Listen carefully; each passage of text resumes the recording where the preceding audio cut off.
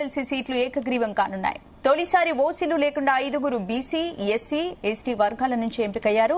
Congress SC కోటాలో Addanki Dayakar, ST కోటాలో శంకర్ నాయక్, మహిళా కోటాలో విజయశాంతికి అవకాశం ఇవ్వగా సిపిఐ నుంచి బీసీ నేత సత్యం ఎన్నికయ్యారు. కాంగ్రెస్ కు సంబంధించి సీఎం రేవంత్ కోటాలో అద్దంకి దయాకర్ రావుకు, జానారెడ్డి సివార్స్తో శంకర్ నాయక్, హైకమాండ్ కోటాలో విజయశాంతికి ఛాన్స్ దక్కింది. రైట్, ఇదే అంశంపై మా ఎడిటర్ భరత్ తో డిస్కస్ చేద్దాం. భరత్, గతంలో ఎప్పుడు లేనట్లుగా 4 ఎమ్మెల్సీ సీట్లను కాంగ్రెస్ ఓసీలు కాకుండా ఇతర వర్గాలకు ఇచ్చింది. అంటే ఏంటి అంటే ఎమ్మెల్యే అభ్యర్థులతో కాంగ్రెస్ ఎటువంటి సంకేతాలు ఇచ్చింది అనుకోవచ్చు? 4 కూడా ఓసీలకు ఇవ్వలేదు, కాంగ్రెస్ గానీ సిపిఐ గానీ. ఈవెన్ టీఆర్ఎస్ కూడా బీసీకి ఇచ్చింది. సో కొంత మనం ఈ బీసీ వాదం పనిచేసిందని చెప్పాల్సి ఉంటుంది. బీసీ వాదం మిగతా కమ్యూనిటీస్ కూడా ప్లస్ అయింది. మొన్న జరిగిన క్యాస్ట్ సెన్సస్ ఏదైతే ఉందో దానివల్ల ఓసీల జనాభా తక్కువ అన్న పర్సెప్షన్ రావడం వల్ల అన్ని రాజకీయ పార్టీలు ఫోర్స్డ్ గా అయినా ఇష్టం ఉన్నా ఇష్టం లేకపోయినా వాళ్ళు బీసీ, ఎస్సీ, ఎస్టీలకు ప్రయారిటీ ఇవ్వాల్సి వచ్చింది. ఓవరాల్ గా అది కాంగ్రెస్ పార్టీ అయితే 3కు జనరల్ గా ఒకటైనా రెడ్డి ఉంటుందని భావించారు, కానీ ఒక రెడ్లకు కూడా ఇవ్వలేదు. రెడ్డి గానీ ఓసీ అదర్ ఫార్వర్డ్ క్యాస్ట్ ఎవరికి కూడా ఇవ్వలేదు. కాంగ్రెస్ ఇచ్చింది కూడా ఒక బీసీ, ఒక ఎస్సీ, ఒక ఎస్టీ. సిపిఐ బీసీ నేతకు, యాదవ్ నేతకు ఇచ్చింది. సేమ్ బీఆర్ఎస్ కూడా అంతే, తెలంగాణకు సంబంధించి. అయితే దీనిలో ఇంట్రెస్టింగ్ సర్ప్రైజింగ్ పేర్లు 2 ఉన్నాయి. మొదలు కాంగ్రెస్ ఇచ్చిన దాని గురించి మాట్లాడదాం. కాంగ్రెస్ ఎమ్మెల్సీలు ఇచ్చిన వారిలో విజయశాంతి పేరు ఊహించలేదు, శంకర్ నాయక్ పేరు కూడా ఊహించలేదు. చాలా పేర్లు వచ్చాయి, చాలా డిఫరెంట్ నేమ్స్ ముందుకు వచ్చినా సరే అల్టిమేట్ గా అక్కడ జరిగింది డిఫరెంట్ గా అయిపోయింది. ఎందుకంటే ఇక్కడ మనం చూడాలి, విజయశాంతికి ఎమ్మెల్సీ ఇస్తారని ఎవరు కూడా ఊహించలేదు. ఎవరి కోటాలో ఎమ్మెల్సీ ఇచ్చారు విజయశాంతికి అని సర్ప్రైజ్. రాష్ట్ర నాయకులు ఎవరి చాయిస్ కాదు. చాలా మంది అంటారు హైకమాండ్ అంటే ఇది రాహుల్ గాంధీ ఛాయిస్ కూడా కాదు. మళ్ళీ చాలా మంది రాహుల్ ఛాయిస్ అంటున్నారు, కాదు. విజయశాంతికి ఎమ్మెల్సీ సీట్ ఎట్లా వచ్చిందంటే మీనాక్షి నటరాజన్ ద్వారా వచ్చింది. ఈ విషయం చాలా మందికి తెలియదు. విజయశాంతి ఒక్కసారి ఎంపీ 2009 నుంచి 14 వరకు. మీనాక్షి నటరాజన్ ఒక్కసారి ఎంపీ 2009 నుంచి 14 వరకు. సో ఈ విషయం చాలా మంది తెలియదు, వాళ్ళిద్దరు క్లోజ్ ఫ్రెండ్స్ అని చెప్పి. సో 2009లో టీఆర్ఎస్ పార్టీ నుంచి కేసీఆర్, విజయశాంతి ఇద్దరు గెలిచారు. మీనాక్షి నటరాజన్ మధ్యప్రదేశ్ లోని మాండసోర్ నుంచి ఆ టర్మ్ లోనే ఎంపీగా ఫస్ట్ టైం ఎలక్ట్ అయ్యారు. 2007లో ఆమె కాంగ్రెస్ పార్టీ కార్యదర్శి అయ్యారు, రాహుల్ గాంధీ మెయిన్ కూటమిలో భాగమయ్యారు. సో 2009లో Meenakshi Natarajan first time MP from Madhya Pradesh Mandsaur నియోజకవర్గం. ఆ తర్వాత మళ్ళీ ఆమె ఎప్పుడు గెలవలేదు, విజయశాంతి కూడా గెలవలేదు. 2014లో పోటీ చేసింది మీనాక్షి నటరాజన్. బట్ బీజేపీ ఆ ఎలక్షన్ లో 29కి 27 సీట్లు వచ్చాయి. 2019లో మళ్ళీ పోటీ చేసింది మీనాక్షి నటరాజన్. మళ్ళీ బీజేపీ సేమ్. మధ్యప్రదేశ్ లో బీజేపీ వేవ్ ఉంది.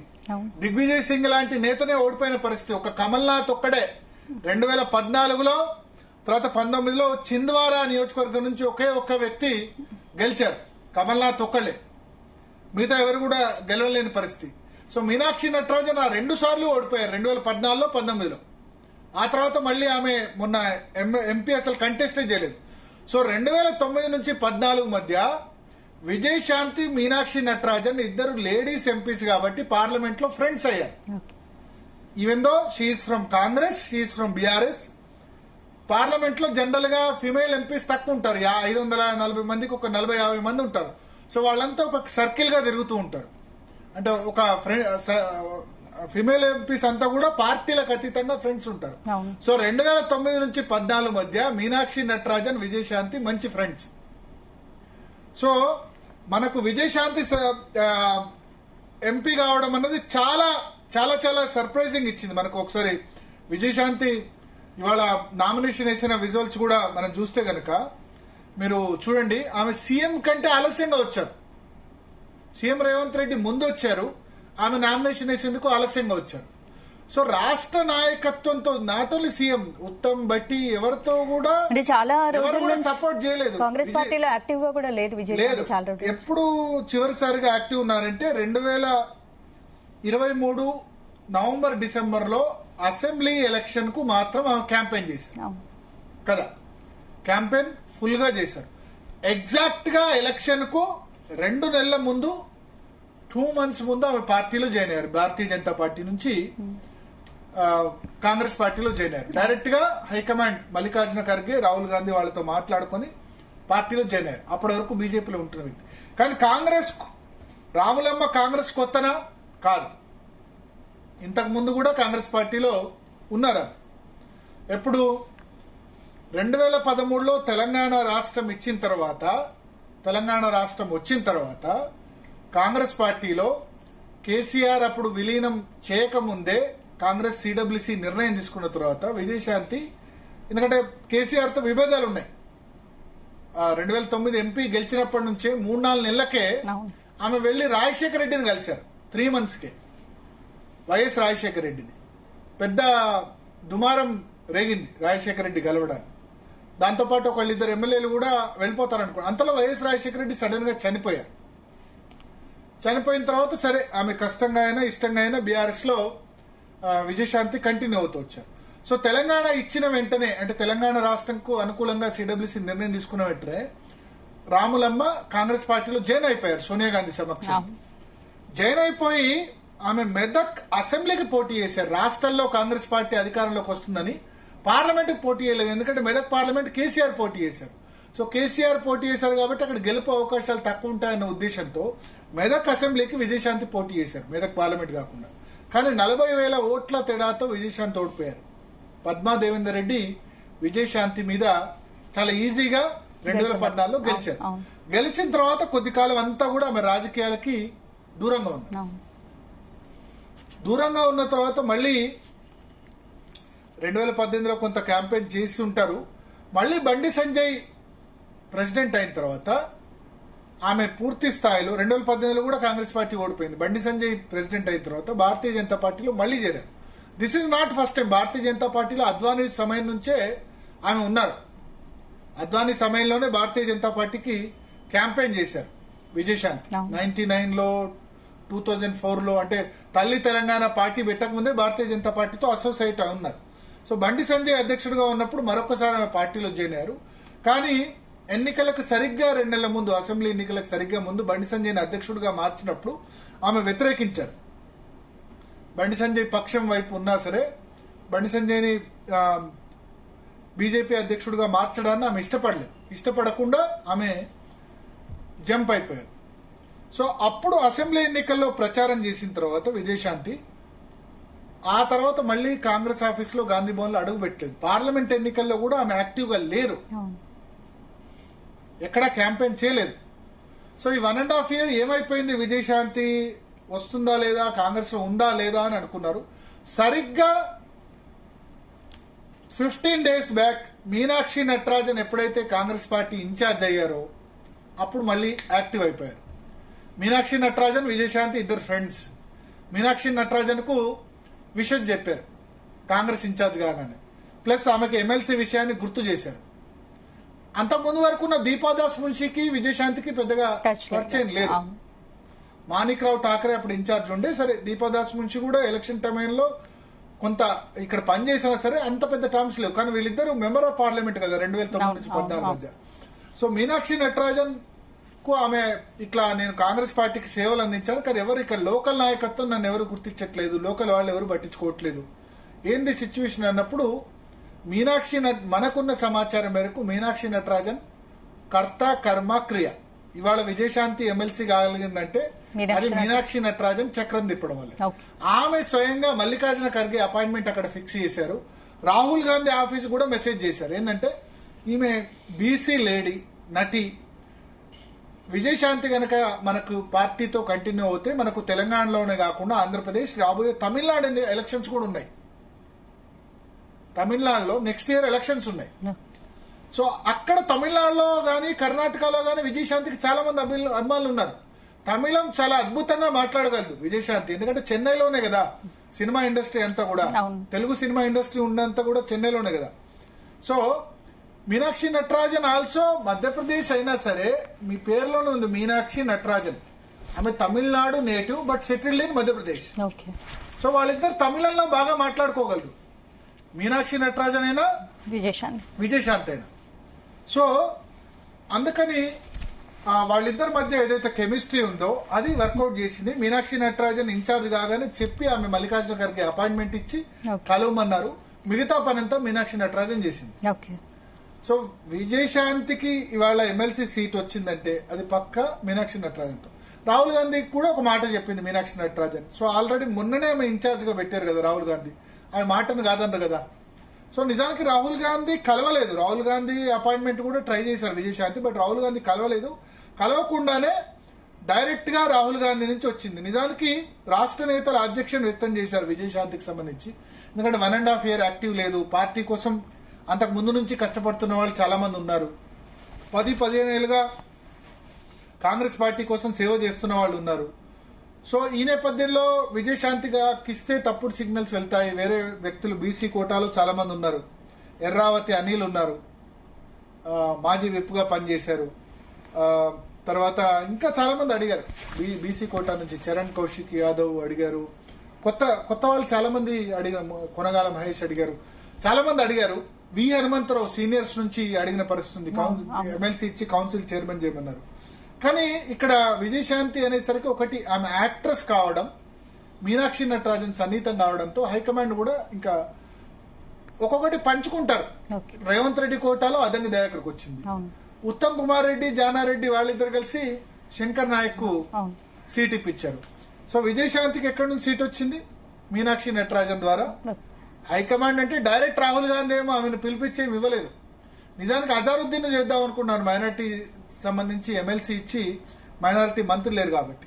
కానీ ఇప్పుడు విజయశాంతి బీసీ కావడం కూడా కలిసి వచ్చింది, బీసీ మహిళ కావడం కూడా కలిసి వచ్చింది. ప్లస్ వేరే రాష్ట్రాల్లో మనకు ఉపయోగపడతారు. విజయశాంతి లాంటి సినిమా గ్లామర్ అనేది ఆంధ్రప్రదేశ్ లో ఉపయోగపడొచ్చు. రేపు తమిళనాడులో 2026లో ఎలక్షన్స్ ఉన్నాయి, ఫిబ్రవరిలో తమిళనాడులో, కేరళలో, అక్కడ యూజ్ అవుతుంది.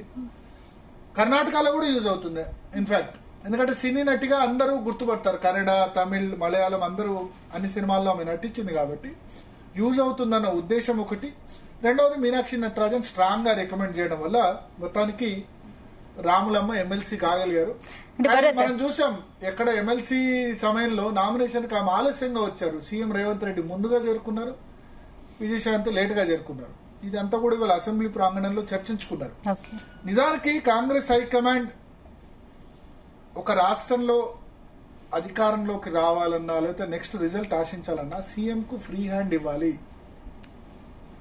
రేవంత్ రెడ్డి ముఖ్యమంత్రి ప్రభుత్వాన్ని నడిపిస్తున్నాడు కాబట్టి ఆయన స్ట్రెంథెన్ చేయాలి. సో ఇక్కడ అలా జరగట్లేదు, కాంగ్రెస్ ఆ విధంగా జరగట్లేదు. హైకమాండ్ స్టాంప్ అన్నది ఉంటే గనక ఇప్పుడు ఎందుకు బీజేపీ పదే వచ్చిన రాష్ట్రాల్లో మళ్ళీ అధికారంలోకి వస్తుంది, లేదా ప్రాంతీయ పార్టీలు అధికారంలోకి వస్తున్నాయి. హైకమాండ్ ముద్ర అన్నది ఇప్పుడు రాజశేఖర రెడ్డికి ఫ్రీ హ్యాండ్ ఇచ్చారు కాబట్టి ఆయన రెండోసారి అధికారంలోకి తీసుకురాగలిగారు. ఫ్రీ హ్యాండ్ ఇవ్వకపోతే ప్రాబ్లం ఉంటది. ఎందుకంటే ఇప్పుడు విజయశాంతికి సరే ఇచ్చారు, దీనికి ఇవ్వడం వల్ల చాలా మంది హట్ అయిన వాళ్ళు కూడా ఉన్నారు కదా. మేము 10-15 సంవత్సరాలుగా సేవ చేస్తున్నాము, ఓన్లీ ఎలక్షన్ 2 నెలలు ఉన్నారు, ఆ తర్వాత గాయమైపోయింది. మనం మాట్లాడుకున్న లిస్ట్ లో విజయశాంతి లేరు, మిగతా నాయకులు ఎవరు కూడా అంటే విజయశాంతి వెళ్లి కలిసింది అనుకున్నాం. బట్ విజయశాంతికి అన్లెస్ హైకమాండ్ నుంచి డైరెక్ట్ పేరు వస్తే తప్ప ఉండదు అనుకున్నాం. ఇవాళ చూస్తూ ఉండండి, విజయశాంతి కేవలం ఎమ్మెల్సీ కాదు, మంత్రి పదవి కూడా వచ్చే అవకాశం ఉంది. బీసీ మహిళ కోటాలో మంత్రి పదవి వచ్చినా ఆశ్చర్యం లేదు. ఎందుకంటే ఇక ఇప్పుడు మంత్రి పదవి రాని బీసీలు శ్రీహరి ముదిరాజ్ ఒకళ్ళు ఉన్నారు, ఆది శ్రీనివాస్ ఉన్నారు, మకాన్ సింగ్ రాజ్ ఠాకూర్ ఉన్నారు, తర్వాత బీర్లా ఎలై యాదవ్, వీళ్ళు 4-5 మాత్రమే ఉన్నారు. యాదవ్ కు రాజ్యసభ మెంబర్ ఇచ్చారు. గౌడ్ కి ఆల్రెడీ పొన్నం ప్రభాకర్ మంత్రి పదవి, పిసిసి అధ్యక్షుడిగా గౌడ్ ఉన్నారు. సో ఇప్పుడు విజయశాంతికి బహుశా మంత్రి పదవి ఇచ్చినా ఆశ్చర్యం లేదు. సినీ నటి కాబట్టి బీసీలో BC lady Konda Surekha already BC lady మంత్రివర్గంలో ఉన్నారు. సో బీసీ లేడీ ఆది శ్రీనివాస్ కో లేకపోతే బీర్లా యాదవ్ కో విజయశాంతికో ఇవ్వాలి. సో విజయశాంతి హైదరాబాద్ కోటా అంటారేమో, మెదక్ నుంచి ఆమె ఇదివరకు పోటీ చేసిన హైదరాబాద్ కోట, హైదరాబాద్ నుంచి ఎమ్మెల్సీ చేసి మేము ఆమెకు మంత్రి పదవి ఇచ్చామని చెప్తారేమో. సో ఏదేమైనా చాలా సర్ప్రైజ్ చాయిస్. కాంగ్రెస్ మార్కు రాజకీయం మరొకసారి చాట్ చెప్పింది. ఏమంటారంటే రేవంత్ రెడ్డికి సంబంధించి ఫ్రీ హ్యాండ్ అయితే హైకమాండ్ ఇవ్వాలి, ఇవ్వకపోవడం అంటే ఇప్పుడు ఆయన చాయిస్ అద్దంకి దయాకర్ చేశారు. అద్దంకి దయాకర్ ఆల్రెడీ మా లిస్ట్ లో ఉన్నారు కాబట్టి ఆయన ప్రియా లిస్ట్ లో ఉన్నారు. అద్దంకి దయాకర్ కంపల్సరీ ఇవ్వాలి. రేవంత్ రెడ్డి చెప్పినా చెప్పకుండా, ఎందుకంటే చాలా మంది సింపతి ఉంది అద్దంకి దయాకర్ మీద. ఎందుకంటే అద్దంకి దయాకర్ చాలా పార్టీకి సేవలు అందించారు చాలా సంవత్సరాలుగా. మన తుమ్మెదొత్తి టికెట్ ఇవ్వలేదు, ఇవ్వకున్నా సరే ఆయన పార్టీ అభ్యర్థి కోసం పనిచేశారు. ఎమ్మెల్సీ రాజ్యసభ కూడా ఇవ్వలేదు. ప్లస్ కమ్యూనిటీ కూడా కలిసి వస్తుంది. ఎస్సీ మాల, ఎందుకంటే ఇప్పుడు వర్గీకరణ చేస్తున్నారు కాబట్టి అక్కడ మాదిగల్ని సాటిస్ఫై చేస్తున్నారు కాబట్టి ఇక్కడ మాలకు సీట్ ఇచ్చినట్టు అవుతుంది. మన పార్లమెంట్ ఎన్నికల్లో ఇవ్వలేకపోయారు, ఎందుకంటే ఆల్రెడీ మల్లు రవి నాగర్ కర్నూలు పార్లమెంట్ ఉన్నారు. వరంగల్ నుంచి కడియం శ్రీహరి బిడ్డ పోటీ చేశారు, కడియం కావ్య. పెద్దపల్లి నుంచి వంశీకృష్ణ చేశారు. సో అక్కడ ఇవ్వడం పార్లమెంట్ సీటు కూడా ఇవ్వడం కుదరలేదు.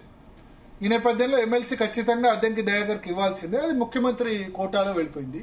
భరత్, ఇక్కడ నెక్స్ట్ శంకర్ నాయక్ గురించి ఇప్పటివరకు ఎవరికి తెలియదు, సడన్ గా ఎమ్మెల్సీ వచ్చింది. ఏంటి జానారెడ్డి సిఫార్సుతో శంకర్ నాయక్ వచ్చింది అంటారు, మరి ఎవరున్నారు వెనక? ఎవరికి అంటే ఒకటి ఆయన నల్గొండ జిల్లా పరంగా మంచి సేవలు అందించారు, కానీ రాష్ట్ర స్థాయిలో ఎక్స్పోజర్ రాలేదు. ఎందుకంటే నల్గొండ డీసీసీ అధ్యక్షుడు, నల్గొండ జిల్లా కాంగ్రెస్ అధ్యక్షుడు. Nalgonda is Reddy dominated district. Congress పార్టీలో ఉన్న రెడ్లు జానారెడ్డి, ఉత్తమ్ కుమార్ రెడ్డి, దామోదర్ రెడ్డి, కోమటిరెడ్డి వెంకటరెడ్డి, కోమటిరెడ్డి రాజగోపాల్. సో అక్కడ డీసీసీ ప్రెసిడెంట్ గా శంకర్ నాయక్ ఉన్నారు. సో మనం ఒక 3-4 days బ్యాక్ రేవంత్ రెడ్డి జానారెడ్డి ఇంటికి వెళ్లి కలిశారు. ఇదే విషయం మీద జానారెడ్డి శంకర్ నాయక్ పేరును గట్టిగా రికమెండ్ చేశారు. సో సీనియర్ నేత రేవంత్ రెడ్డి కాదనలేకపోయారు. పైగా ఉత్తమ్ కుమార్ రెడ్డి, జానారెడ్డి ఇద్దరు రికమెండేషన్ ఉంది.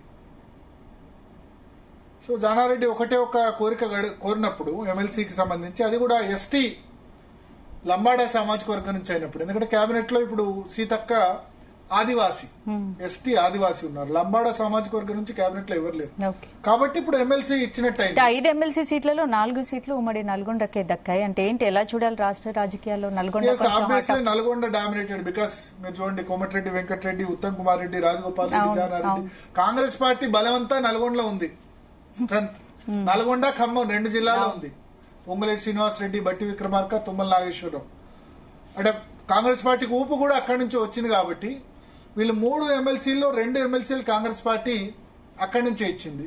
ఇక సిపిఐ నల్గొండ నుంచే ఇచ్చింది సత్యంకు. అదేవిధంగా బీఆర్ఎస్ కూడా దాసో శ్రవణ్ నల్గొండ జిల్లాకు సంబంధించిన వ్యక్తి, బట్ హైదరాబాద్ లో ఆయన రాజకీయాలు చేస్తున్నారు. ఖైరతాబాద్ నుంచి పోటీ చేశారు.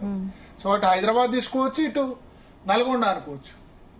మొత్తానికైతే కాంగ్రెస్ మార్కు రాజకీయం ఎమ్మెల్సీలో మనకు కనబడింది. టీపీసీసీతో సంబంధం లేకుండా హైకమాండ్ ఎంపిక చేసింది. మొత్తానికి మీనాక్షి నటరాజన్ కనిపిస్తుంది. విజయశాంతి విషయంలో అయితే పూర్తిగా హైకమాండ్ చాయిస్.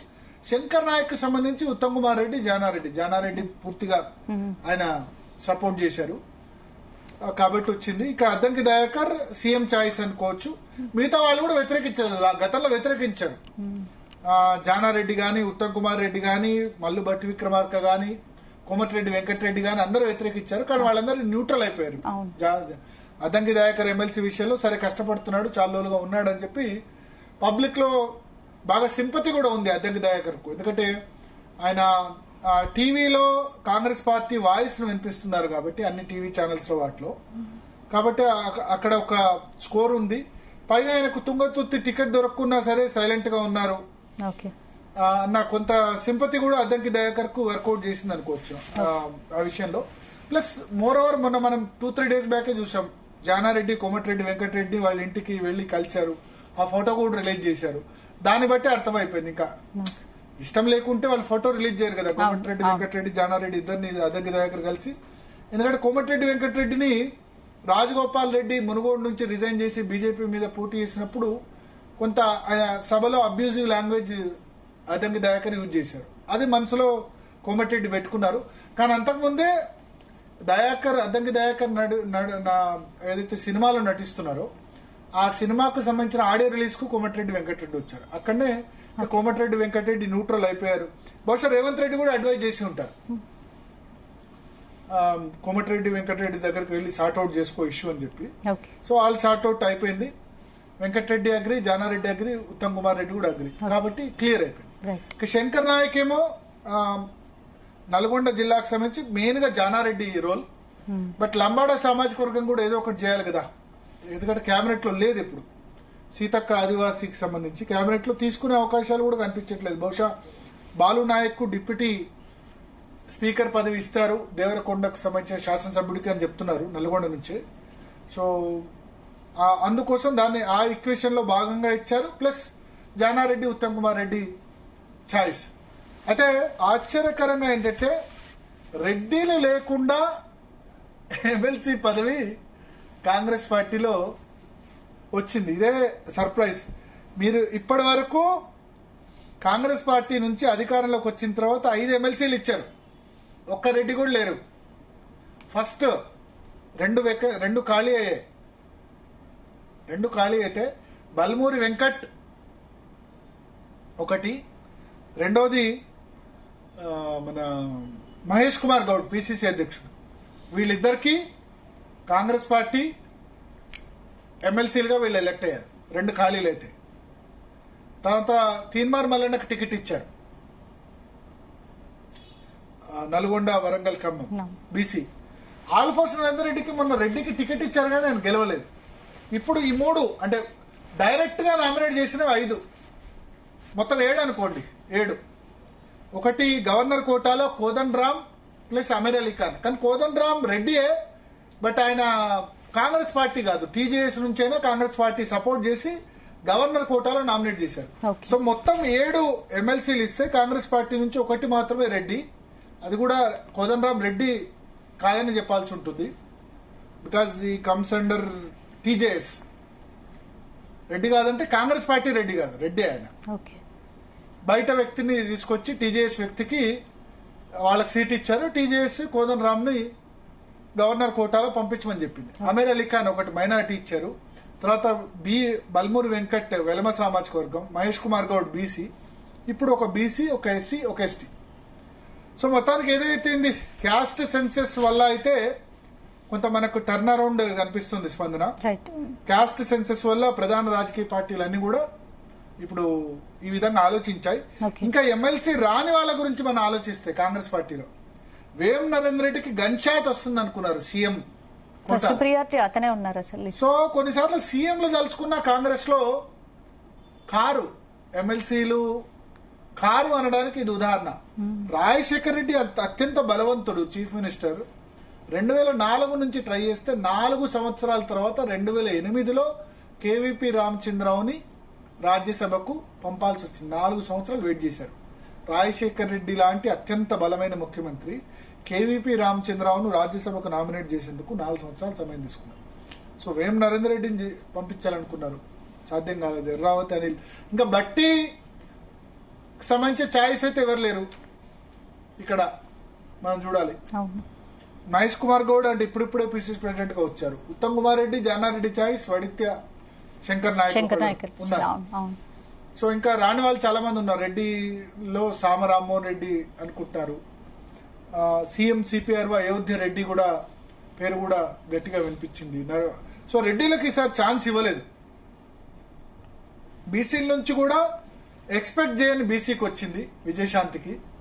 ముదిరాజ్ పేరు ఇట్లా చాలా వినిపించింది. అజారుద్దీన్ కూడా ఇస్తారనుకున్నారు, మైనారిటీ కోటాలో అజారుద్దీన్ గాని, ఫహీం ఖురేషి గాని, షబ్బీర్ అలీ గాని అనుకున్నారు. బట్ నిన్న అల్టిమేట్ గా టెలికాన్ఫరెన్స్ మీనాక్షి నటరాజన్ మార్నింగ్ నిర్వహించి హైకమాండ్ కేసీ వేణుగోపాల్తో డిస్కస్ చేసి కేసీ వేణుగోపాల్ మల్లికార్జున ఖర్గే దగ్గరికి వెళ్లి మాట్లాడి కొంత విజయశాంతి పేరు పట్ల అందరూ అబ్జెక్షన్ వ్యక్తం చేస్తున్నట్టు తెలుస్తుంది. అంటే మాకు ఇవ్వడం అబ్జెక్షన్ కాదు, బట్ పార్టీలో కాంగ్రెస్ పార్టీలో కొంత వ్యతిరేకత అయితే ఉంది విజయశాంతికి. అంటే దాదాపు సంవత్సర కాలంగా పార్టీలో యాక్టివ్ గా లేరు, ఎలా ఇస్తారంటే ఇక్కడ కంప్లీట్ గా హైకమాండ్ స్ట్రాటజీ వర్కౌట్ అయింది అనుకోవచ్చు. కంప్లీట్ గా హైకమాండ్ మీనాక్షి, నేను చెప్పినట్టు మీనాక్షి నటరాజన్, చాలా మంది డైరెక్ట్ గా రాహుల్ గాంధీ అంటారు, డైరెక్ట్ రాహుల్ గాంధీ కాదు, మీనాక్షి నటరాజన్ రికమెండేషన్ అక్కడ వర్కౌట్ అయింది పర్ఫెక్ట్ గా. ఆమె ఇద్దరు 2009 నుంచి 14 మధ్య మెంబర్ ఆఫ్ ఒక్కసారి వాళ్ళిద్దరు మెంబర్ ఆఫ్ పార్లమెంట్ గా ఉన్నారు. ఆ సంవత్సరంలో వాళ్ళ మధ్య క్లోజ్నెస్ ఉండింది. ఆ క్లోజ్నెస్ కు కరెక్ట్ గా ఇప్పుడు దీపా దాస్ మున్షి ఉంటే నీలం మధు ముదిరాజ్ ఖచ్చితంగా ఎమ్మెల్సీ వచ్చేవాళ్ళు అనుకున్నారు. కానీ ఇన్ఛార్జ్ చేంజ్ అవడంతో మొత్తం మారిపోయింది. దీపాదాస్ మున్షి వేరే ఒకళ్ళిద్దరు కమిట్మెంట్ ఇచ్చారు, కానీ ఆమె కరెక్ట్ గా ఎమ్మెల్సీ ఎన్నికలకు 10-15 రోజుల ముందే ఆమె చేంజ్ అయిపోయారు. సో కాంగ్రెస్ మార్క్ రాజకీయం అంటే ఇట్లే సడన్ సర్ప్రైజ్ వస్తుంది. నిజానికి అద్దంకి దయాకర్ కు పోయినసారే రావాలి, కానీ బల్మూరు వెంకట్, మహేష్ కుమార్ గౌడ్ ఇద్దరికి వచ్చి అద్దంకి దయాకర్కి అప్పుడు రాలేదు. సో ఇట్లా చేంజ్ అయిపోతూ ఉంటాయి కాంగ్రెస్ పార్టీలో. ఇక బీఆర్ఎస్ గురించి, బీఆర్ఎస్ కు దక్కే ఒకే ఒక సీటు కోసం చాలా మంది పోటీ పడ్డారు భరత్. అయితే గతంలో చివరి నిమిషంలో కొత్త వ్యక్తులకు కేసీఆర్ పదవులు ఇచ్చినా సరే ఈసారి ఎవరికి ఇస్తారనే చర్చ అయితే సాగింది. అంటే ముందుగానే ఒకే ఒక్క మెంబర్ ని దాసోజు శ్రవణ్ ఉద్యమ నేత ఈసారి ఇస్తారనుకున్నారు, సేమ్ అలాగే శ్రవణ్కి వచ్చింది. అంటే ఎలా చూడొచ్చు? శ్రవణ్ తో పాటు ఆర్ఎస్ ప్రవీణ్ కుమార్ ఆశించారు. తర్వాత ఇప్పుడు రిటైర్ అవుతున్న సత్యవతి రాథోడ్ లంబాడా సామాజిక వర్గం విప్ గా ఇచ్చారు. తర్వాత మహమూద్ అలీ మాజీ హోంమంత్రి రిటైర్ అవుతున్నారు. వీళ్ళందరూ అనుకున్నారు. బట్ దాసోజు శ్రవణ్ ద్వారా కేసీఆర్ కొత్త స్కెచ్ ఏమన్నా వేస్తున్నారా? ఉద్యమ నేత ఒకటి మనం చూడాలి, Dasoju Shravan contribution for the Telangana movement and BRS. 2014 వరకు కూడా బీఆర్ఎస్ లో ఉన్నారు ఆయన. ప్రజారాజ్యం పార్టీ తరఫున చాలా మందికి తెలీదు, దాసోజు శ్రవణ్ ఒక తెలంగాణలో ఉన్న గొప్ప మేధావుల్లో ఒకరు. అంటే ఎట్లా అంటే ఆయన 2007-8 ఆ సమయంలోనే టాప్ మోస్ట్ కార్పొరేట్ కంపెనీకి హెచ్ఆర్ హెడ్ గా ఉన్నారు. టాప్ మోస్ట్ కార్పొరేట్ కంపెనీకి హెచ్ఆర్ హ్యూమన్ రిసోర్సెస్ హెడ్ గా హైదరాబాద్ లో 2007-8 సమయంలోనే 36 lakhs ప్యాకేజ్, అంటే ఇప్పుడు 3 లక్షల రూపాయల జీతం 2007-8 సమయంలో ఉంటే మీరు ఆలోచించండి. ఆ సమయంలో ప్రజారాజ్యం పార్టీ పెట్టినప్పుడు చిరంజీవితో పాటు జాయిన్ అయ్యి పవన్ కళ్యాణ్కి అత్యంత సన్నిహితుడై సికింద్రాబాద్ ఎంపీగా 2009లో పోటీ చేశారు ప్రజారాజ్యం పార్టీ తరఫున. మంచి ఓట్లు వచ్చాయి, 1,50,000-2 లక్షల ఓట్లు వచ్చాయి. ఓట్లు వచ్చిన తర్వాత ప్రజారాజ్యాన్ని తెలంగాణకు వ్యతిరేకంగా కాంగ్రెస్ పార్టీలో విలీనం చేసినప్పుడు దాసోజు శ్రవణ్ బీఆర్ఎస్ లో జాయిన్ అయ్యారు. సో ఆ హైదరాబాద్ లో ఆయన ఉద్యమం నడిపిన విధానం గాని, టీవీ చర్చల్లో ఆయన మాట్లాడిన విధానం గాని, అంటే హెచ్ఆర్ బ్యాక్గ్రౌండ్ అయినా రాజకీయాల్ని పూర్తిగా వెంటబట్టించుకుని కార్పొరేట్ కంపెనీ నుంచి వచ్చి తెలంగాణ ఉద్యమంలో ఒక ఫేస్ ఆఫ్ ది బీఆర్ఎస్ అయ్యారు. జేఏసీలో మనకు దాసోజు శ్రవణ్ కనపడ్డారు. మనకు ఆ సినిమా కూడా ఉంటుంది కదా, జై బోలో తెలంగాణ సినిమాలో కూడా మనకు దాసోజు శ్రవణ్ కనిపిస్తారు కదా ఉద్యమకారుడిగా. సో అట్లా ఫేస్ ఆఫ్ ది బీఆర్ఎస్ గా అయినారు, అంటే ఫేస్ ఆఫ్ ది టీఆర్ఎస్ అప్పుడు టీఆర్ఎస్ గా అయ్యారు. టీవీ తెలంగాణ వాదాన్ని సమర్థవంతంగా ఆయన వినిపించారు. అయితే 2014లో ఆయన టికెట్ ఇవ్వలేదు, బీఆర్ఎస్ ఇవ్వకపోవడంతో ఆయన కాంగ్రెస్ పార్టీలోకి వెళ్ళారు. ఏ పార్టీలో ఉన్నా ఆ పార్టీకి, ఇప్పుడు కాంగ్రెస్ పార్టీ కూడా 6 సంవత్సరాల నుండి ఖైరతాబాద్ చివరి నిమిషంలో 2018లో టికెట్ దక్కించుకొని 15 రోజుల ముందు సెకండ్ ప్లేస్ లో నిలిచారు ఆయన. కాంగ్రెస్ పార్టీ దానం నాగేందర్ మీద 15 రోజుల్లో టికెట్ వచ్చింది. 35,000 బీజేపీ అభ్యర్థి కంటే ఎక్కువ ఓట్లు వచ్చాయి. బీజేపీ అభ్యర్థి అప్పటి వరకు చింతల రామచంద్రారెడ్డి బీజేపీ అక్కడ ఒకసారి గెలిచిన నియోజకవర్గం ఖైరతాబాద్ నియోజకవర్గం, బీజేపీ స్ట్రాంగ్ ఉన్న చోట కూడా సెకండ్ పొజిషన్ లో నిలిచారు. సో కాంగ్రెస్ పార్టీ అప్పుడు బీఆర్ఎస్ తో టికెట్ దొరకలేదు కాబట్టి విభేదించి వెళ్లారు. సరే, అంటే ఒకటి ఏంటంటే ఒక విమర్శ ఉంది పార్టీలు మారుతారని, కానీ ఏ పార్టీ కూడా ఆయన సరిగ్గా వాడుకోలే కదా, ఆయనకి ఇంపార్టెన్స్ ఇవ్వలే కదా. ఇప్పుడు 2014లోనే మంత్రి అవుతుండే కదా, కాంగ్రెస్ పార్టీకి మారకుంటే బీఆర్ఎస్ అధికారంలోకి వచ్చిన వెంటనే ఎమ్మెల్సీ ఇస్తుండే, మంత్రి ఖచ్చితంగా అయ్యేవాడు. అంటే ఉద్యమకారుల ఫేస్ గా దాసోజు శ్రవణ్ ఉన్నారు కదా 2009-14 మధ్య.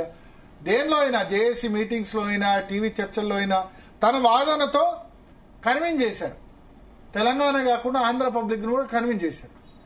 సో అన్ఫార్చునేట్లీ ఆయన ఆ పార్టీలో అప్పుడు కరెక్ట్ గా అధికారం వచ్చే సమయంలో 15 రోజుల ముందు తనకు టికెట్ చెప్పలేదు, కేసీఆర్ ఇవ్వను అన్న మాట కూడా చెప్పలేదన్న ఉద్దేశంతో పార్టీ వీడి బయటకు వెళ్లారు.